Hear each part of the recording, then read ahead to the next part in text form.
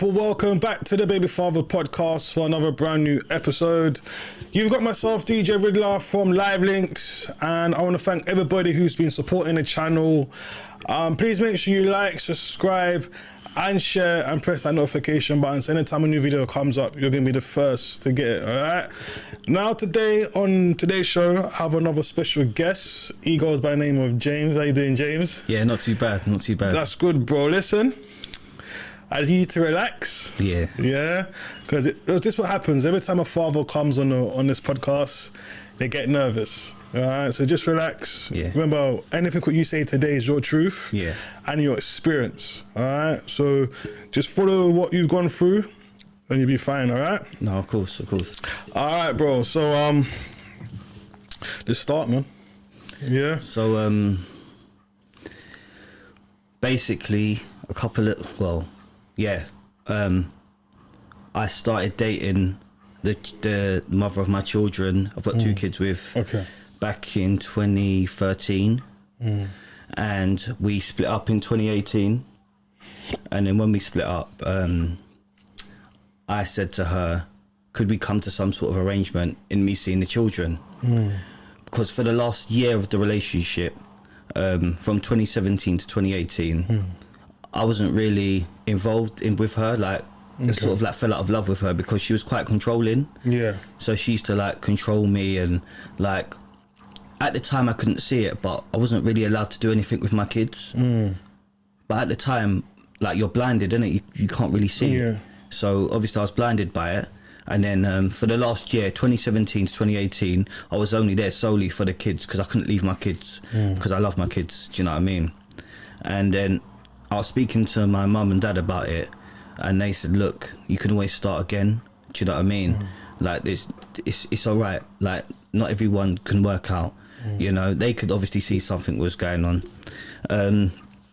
So when I decided that it was time for me to leave, I said to her, look, would it be possible if we could come up with some arrangement to schedule for me to see the children? Co-parent. My mum was with me at the time. I brought my mum along when I was getting my stuff. She turned around and said to me, no, you're never seeing these kids. The only way you're going to see these kids is in a contact centre. So even my mum was shocked, and my mum didn't say anything in it because obviously it's between me and her. Of course.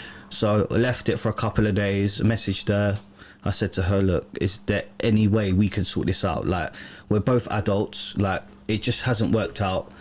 I want to be a part of the kids' lives as much as you do. Can we please come to some sort of agreement, an arrangement in me having access to the children? Still no stance, nothing. So from December 18 up until June 19, I was still visiting the kids at their home, and I'd bring my mother along because she wouldn't allow me to have them on my own. Okay. So I'd still bring the kids, still go and see the kids with my mum. I'd go there twice a week, spend a couple of hours visiting them, bringing them toys and stuff. Hoping she would change her stance, and hopefully she would see that I am a good dad, I'm capable, and I can be left alone with the kids to take them out and stuff. That didn't happen.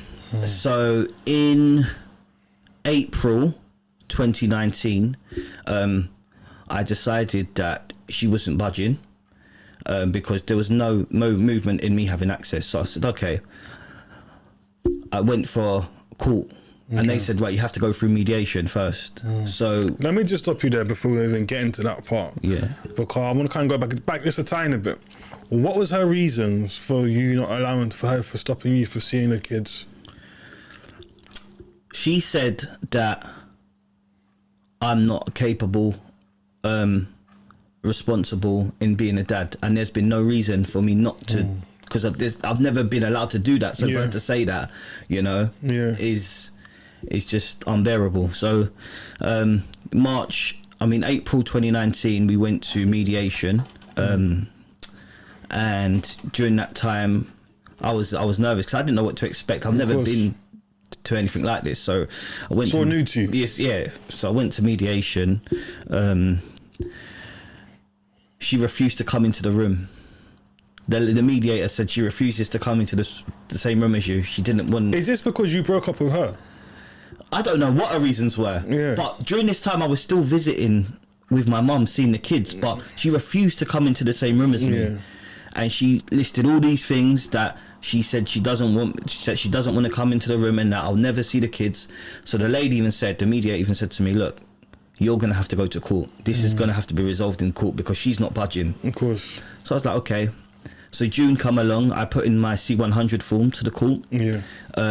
For access. And how did you go about doing that? Child arrangements order. So first of all, I went to a citizen advice bureau. Okay. To speak to them about how about going about. And that's free. Yeah. That's free. Okay. And they said, right, this is what you need to do. So I done the legitimate steps, got my C100, put it into the court. I had to pay for that. So I paid for that. That come through, and then in August, I got her response. And when I got her response, sorry, in July I got her response. We had to go to court in August. Okay. The response was just it was just horrible. So when she responded, when she gives you the response, she actually writes. Yeah, so she wrote in her response like why she doesn't want me to see the kids. Okay. And all of these things like allegations. So can you say what it was, or? So I don't want to go too deep into it, but the allegations weren't very pleasant. Okay. Weren't very pleasant. Like I work in education. Yeah. I've worked in education for like 20 plus years. Okay. You know, and the allegation she made about me, I could have easily have lost my job. Okay. You know? So we can know what kind of things that she was saying then, for you to be going through down that road. And that caused me a lot of stress. Of course it would. So after that, I got a response. Then in August we went to court. The woman asked for a screen to be put between us in court. Yeah, playing the victim, asked for a screen to be put up. So the screen was put up. Obviously they have to go off, the first court hearing is that they have to go off what they see, because they don't know anyone, so they just reading what they read. So when you went to court, did you have a solicitor or did you represent yourself? No, so I represented myself because it was the first hearing. Okay. So we both went there, and they looked at the allegations, they looked at everything that was said between both parties, and they said, right, I wasn't allowed to have any direct contact with my children. All contact had to be indirect, so I was only allowed to write them a letter once a month. To your kids, right? Yeah, to my kids. I wasn't allowed to see them, I wasn't allowed to FaceTime, nothing. So the court went against you the first time when you went there? Yeah, so they said, because of these allegations, we need to investigate these allegations. You're not allowed to have any direct contact with your children whatsoever. So this was in the August. Okay, so from the August now until the March 2020, I had no access to my children. I can only write them a letter once a month, on top of having to pay child maintenance. So right. I think, to stop you there, I think this is what pisses off a lot of fathers. So I had to deal with that. So I missed my eldest child's birthday. Wrote him a card, obviously, with a letter. I missed that. That was quite hard. How old was he turning at the time? He was turning 5. Okay, at the time, he was still turning young. 5, yeah. And my younger son was 3 at the time as well. So, yeah, up until that point, I wasn't allowed any contact with the kids, no direct contact. So then we had to go in October, I had to go through an organisation called CAFCAS. Okay, yeah. Right, and CAFCAS are like social workers. So we went, I went to have an interview with the CAFCAS officer who was investigating our case. And I told her exactly how I felt, and that the kids are fine around me, and that mum's just controlling, she won't let them be around me, she just wants me to suffer to suffer and leave. I didn't put this in. She's 12 years older than me. Okay. So she's a lot older than me. So this is where the control comes from. Yeah. Okay. And at the time, I didn't like. So what age did you not meet then? So what age was you at the time when you met her? I was 28.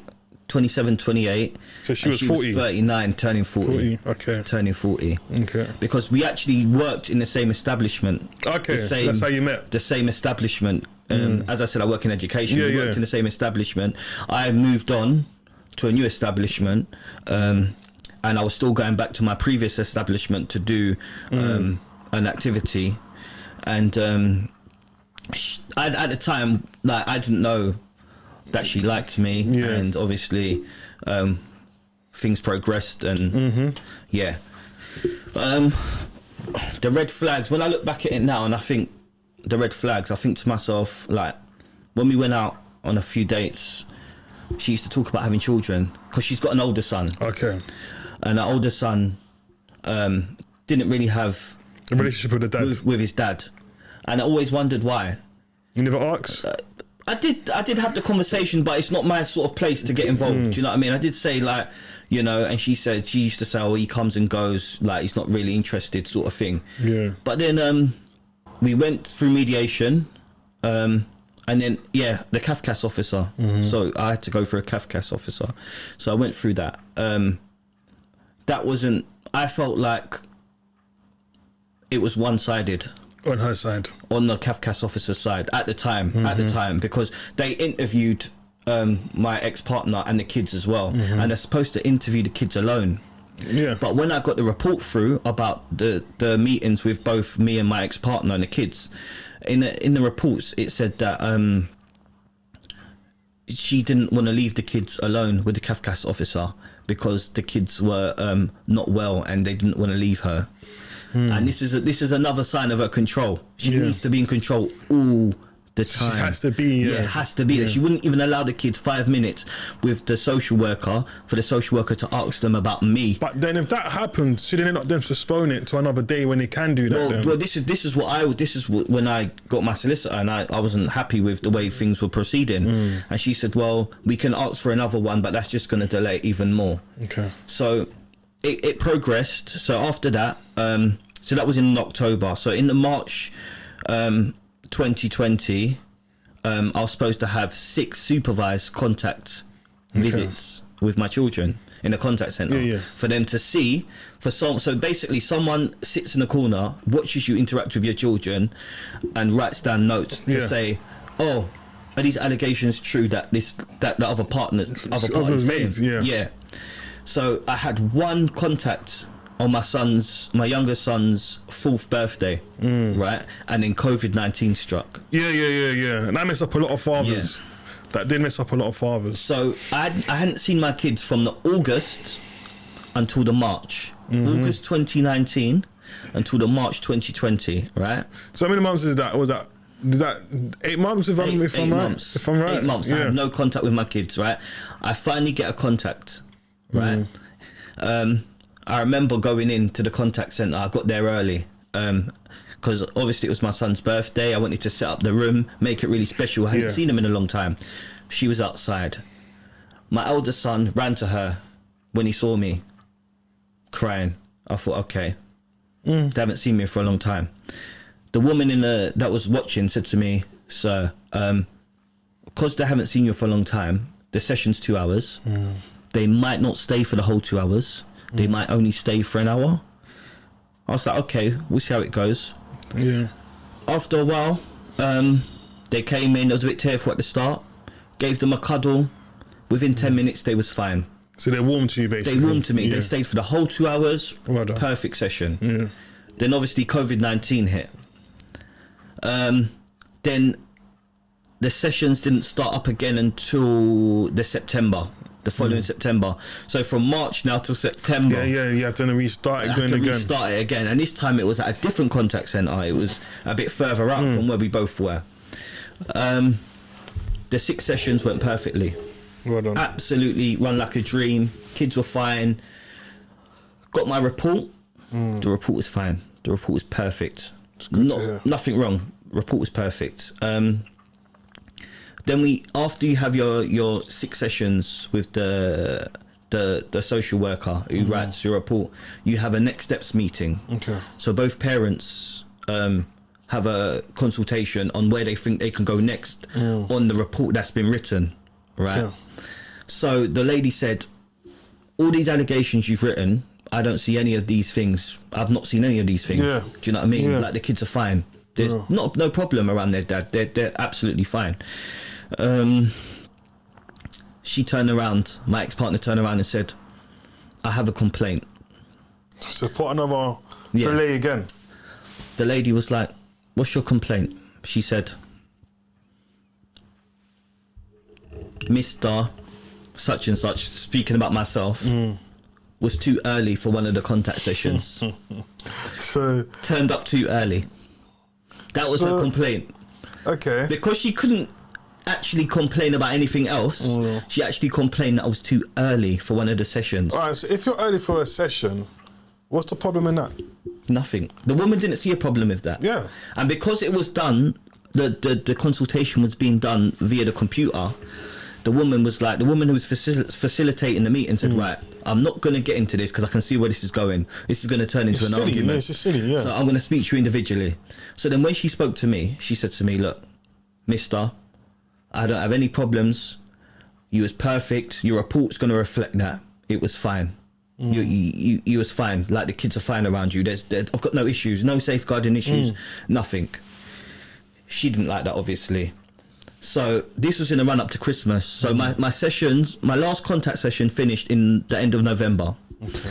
So I said to my solicitor, can you write her a letter asking her, would it be possible for me to have the kids at my house for like 2-3 hours just before Christmas, so I can give them their presents and they can see their grandparents, because at this time they hadn't seen their grandparents.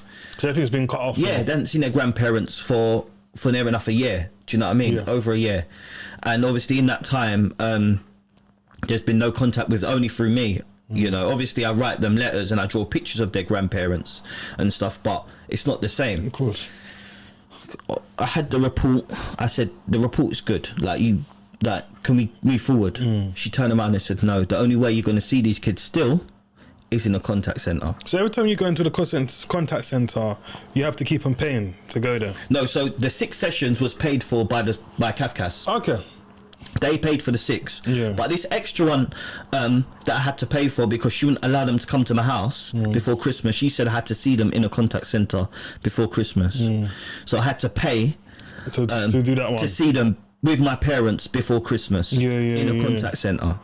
And just to go back to when you said that they pay for you, how do you go about it for them to pay for you? So when you go to court, it's discussed in court, and like, it's in the report that's come from the court. It said, look, the social worker at Kafkas will pay for your your 6 supervised contact sessions will be facilitated and paid for by Kafkas. Okay. So that was the case. So obviously we done that. Oh, that's good. And then the one where she wouldn't allow me to see my children before Christmas. That's at on my the house. 7th one. Yeah. So you have to pay that. I had to pay for that, right? Obviously it's my children, you know. Money's not an option, you know. It's my kids. I have to do what I have to do. But the fact that the report come back excellent, counter-claimed all your allegations, the woman who was watching it had no concerns whatsoever, and you still want to turn around and say you're still going to see these kids in a contact centre. I think she's just being bitter, and I don't think she's actually realising the long-term effect she's causing to the kids. She doesn't. So I had to pay to see my own kids in a contact centre with my parents. It went fine. It had to be supervised as well. She ordered it. She wanted it to be supervised. So is she moving so bitter because she wants to get back with you, or no? Do you know what it is? I'll tell you the truth. She is a controlling, manipulative lady who used me just to get pregnant. Because once our second child was born, I just saw a change in her. What's the age group between the 2 of your kids? 16 months. Oh, well, okay. 16 months. So yeah, it's quite close. Very close in age. But once our second child was born, I just saw completely turn around in her. Yeah. It was just like, well, yeah, I don't really care if you're here or not. And how long were you lot together before you had the first one?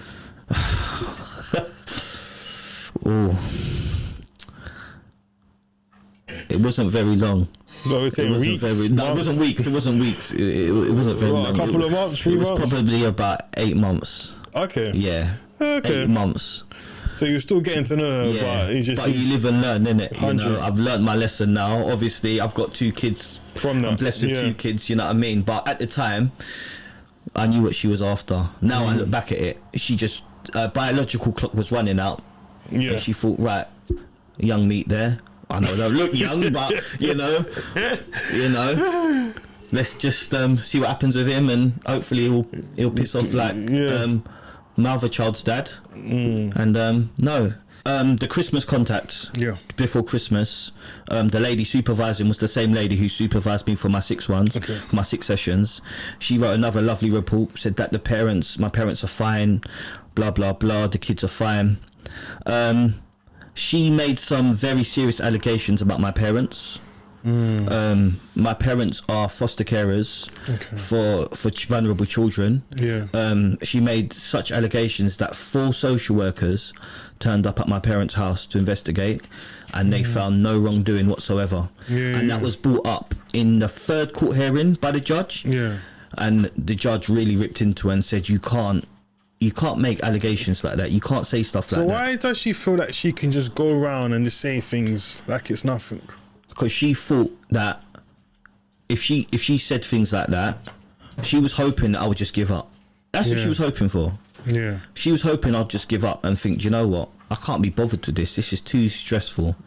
But with the support of my family and my friends around me, like, a lot of it was stressful, but with their support I got through it.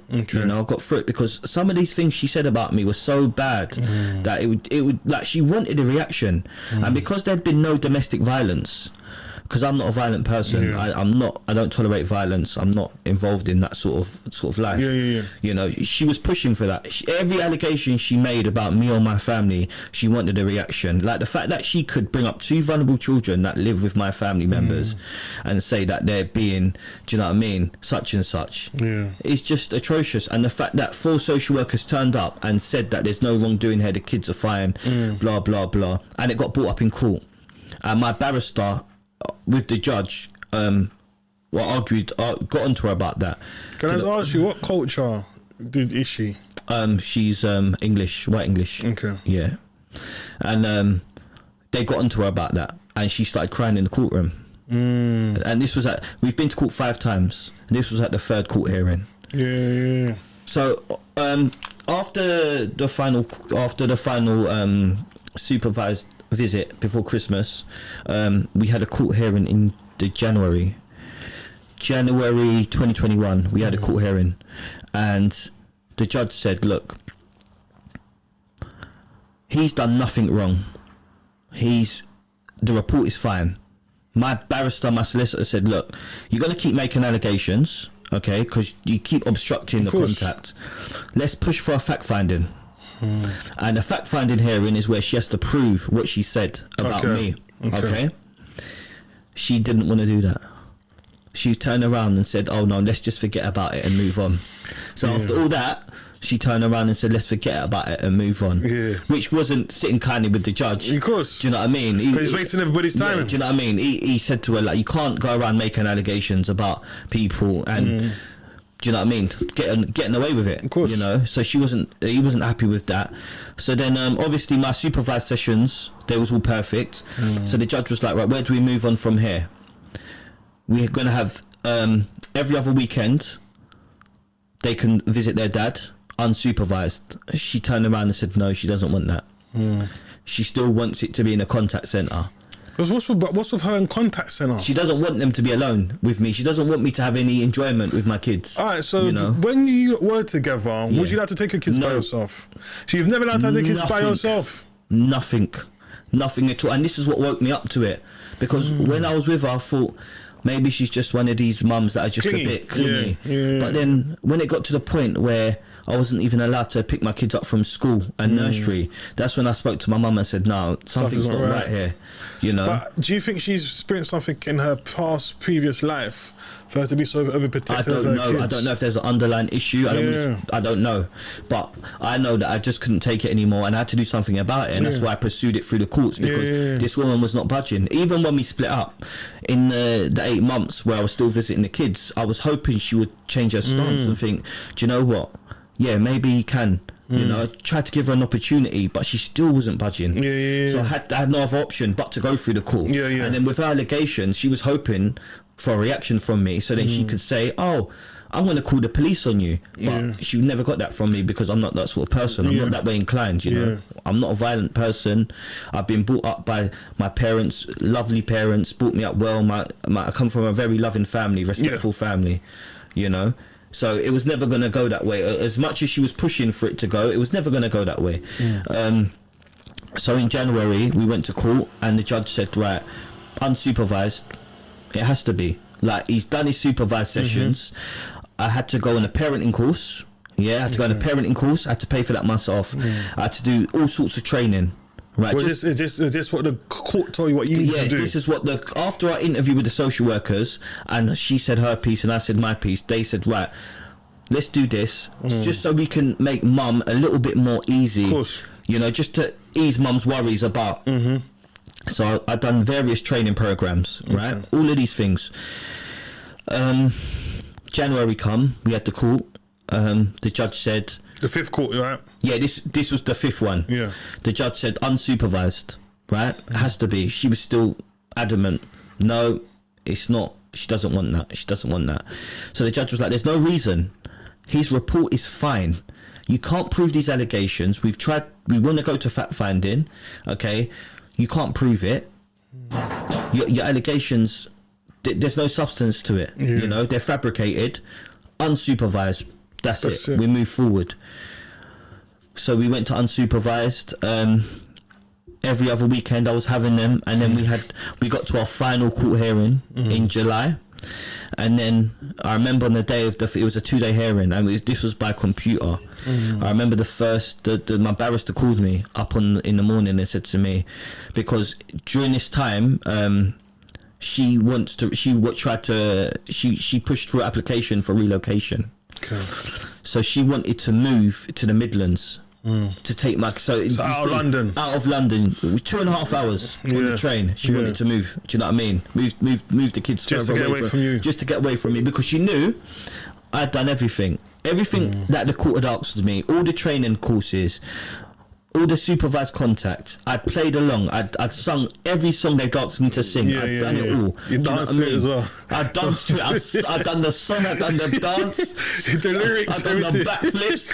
I'd done the beat. I'd done everything. Do you know what I mean? I'd done everything they'd asked me to do. You know, everything. And when she saw that I was complying and I wasn't like getting stressed and I wasn't kicking off, she thought, do you know what? I'm gonna move now. I'm gonna try and move so it's further. So the final court hearing was about me having a child arrangements order with the children and her being able to relocate. So it was a 2-day hearing, and my barrister called me up in the morning and said to me, look, sir, I've been speaking to her barrister. Why don't you just let her relocate? Because it's more than likely she's going to get to go. Why don't you just let her relocate and then we can sort out some sort of thing? I said, well, no. Like, of course. I'm paying you a lot of money to fight my corner. And when you're phoning me up in the morning and telling me I should just surrender to her. Making his job easier for him, innit? It makes me like, do I have any faith in you? Yeah. 100. So, like, obviously that was a bit like... Looking back. What do I do? So, no, I said no. I'm still gonna try and stop her going. Well, even if she gets to go, I'm still gonna. You're fighting. Gonna fight. Yeah. Put a fight up because there's no reason. Do you know what I mean? Of course. Okay, she's gonna be close to her family, but what about me? What about my family? You know. Yeah. The children of mixed heritage. But you met her down here. Yeah, exactly. You didn't meet her up there. Exactly. You know, she's deciding that she wants to move now. So in the final court hearing, she spoke first. She had her say on why she wants to move and how financially better it would be for her and stuff like that. And then as a dad, you got to think, okay, financially, okay, I can see where she's coming from. I've got to think about my kids. Okay, if it's gonna be better for them financially, and it's after the COVID as well. Yeah, so things can be changed. If it's gonna be better for them financially and they're gonna have more money and more things to do, then I've got to look at it from that way. But then on the other hand, I'm saying I want to see them as much as her. Yeah, I want to be able to have as much as a part in their life as she has, and this is what I've been fighting for from the start. So the judge said, okay. When I said my bit, I let loose. I did, and I thought the judge was gonna say to me stop, but he let me run. Yeah. Because obviously he's seen all the paperwork and he's seen what this woman's put me through for 2 years. Obstruction after obstruction after obstruction, constantly trying to belittle me, my parenting and everything, making accusation after accusation that she can't prove because they're not true, that are fabricated because they're not true. The stress level she's put not only me but my family through, and last but not least, the damage that she's doing to our kids. Of course. She's not only damaging me, but she's damaging our children. She can't see doing it. this, but she can't see it. She can only see for herself. Yeah. You know, like I want to be just as much as a part in their life as she has, and I feel I have that right, and that's what I was fighting for. Every father has that right. Do you know what I mean? So, we went through that, and the judge said, look, he let me have my run, and then the social worker spoke, the woman that interviewed us both back in October. She come on and she spoke, and she said the only thing that she would change from her original report was that she would change it to joint custody. Whoa. So when I heard that, I was like, wow. Yeah. Okay. So now you can actually see what this woman's like. Of course. Because when I was trying to tell you, you wasn't having none of it. It felt like you were siding with her. Yeah. But now you can see everything that she's done throughout these proceedings, trying to halt proceedings, trying to complain that it was too early for contact. Do you know what I mean? You can see. And then she said, you know what? They both come from different backgrounds. Both their parenting styles are different. Dad is more laid back. Mum is more a bit anxious. Yeah. She can see that. And that's going to happen. That is going to happen. Both can't be bad cops. Do you know what I mean? That is going to happen in life and in parenting. You know, that's part of life. Yeah. So she said, look, the only thing I would change on the report is that they have equal. Not just dad has visitation rights, that they have joint custody. Yeah. So the judge awarded that. But hold on, before I get to that, so on the second day, she wrote to me, her barrister wrote to me in the morning through my barrister and said, look, I'm proposing, because the solicitor said on the day one that she proposes joint custody, she said, look, she was literally begging me to go. She wanted that move so bad. She was like, look, I'll accept joint custody, I'll do anything. All of us start to change. Her attitude changed now. This is what I said when I had my run in the court, and I said, look, this woman has caused me so much heartache and so much pain with her allegations and stuff about me and my family, and now she's changing because she wants her move. And even the judge said that, and the judge said, when he awarded that, so the final decision was that she could get her move, right? But I see the kids every other weekend. She brings them down every other weekend. I have half the holidays. That's good. And stuff like that. So we get joint care. Joint care. Do you know what I mean? Which is perfect, you know? The only thing is that I'm a bit gutted about is that I won't be able to have that much of an input in the education, because I won't be able to attend school meetings and stuff, because obviously it's like 2.5 hours away, and with the job I do as well, I work in education, it's hard for me to get that time because they clash. Of course. But obviously on the weekend I play a part in the education and stuff. So when the judge awarded it, he said, look, joint lives with so equally shared custody, and he also said that my ex-partner, because of her previous behavior, he said, look, you're on a warning. If you do anything to jeopardize this, the kids will go to live with their dad full time. Did the man come on big talk? And then her barrister was trying to argue and say, look, if that's the case for her, why can't it be for him, for me? And the judge was like, well, no, he's not done anything wrong. He's sung every song, he's danced every dance. Do you know what I mean? He's done everything he's supposed to do. In his power, he's done everything that's been done by the book. And this is what I'm saying, like, I was a bit nervous about what judge I was going to get, but the judge actually surprised me. He actually read through all the paperwork and thought to myself, do you know what? This gentleman's been through a lot. He's been through a lot. This woman's put him through a hell of a lot. Do you know what I mean? Tried to get reactions from him with what she said, tried to do you know what I mean? And he's seen that, and it's good that you still have people out there with common sense that can see that. Like everyone I spoke to about it at work and like close circle of friends, they said, look, anyone with common sense can see what's going to happen. Of course. Do you know what I mean? Of course. So like, when it was awarded, I was just relieved. Like 2 years of heartache, like of, do you know what I mean? 2 years of stress. So you know? when you wasn't seeing your kids forever, you were talking about heartache and stress. Like, what kind of things goes through your head? You just think like, obviously, you just think like, when's it gonna happen? Like every court case you go to, you think, hopefully this is the last one. Hopefully this is the last one. Yeah. Like, and it just dragged. It just dragged for 2 years. And obviously, you can't control COVID. COVID happened. Yeah. It's halted everything. Everyone's life got halted. 100, like 100. people lost loved ones, and I respect that and stuff like that.